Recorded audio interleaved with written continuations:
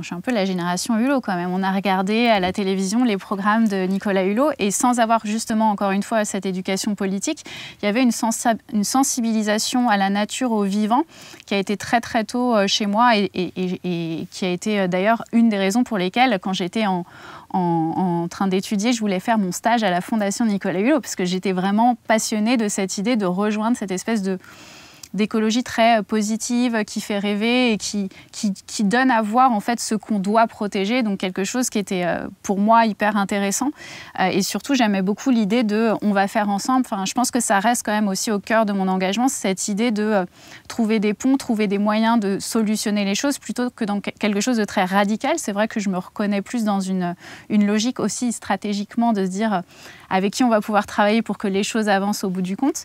Et l'écologie, c'est aussi un combat. Et c'est aussi un combat. Et en fait, ce que j'aime, en fait, c'est cet équilibre entre combat, pression et négociation, stratégie.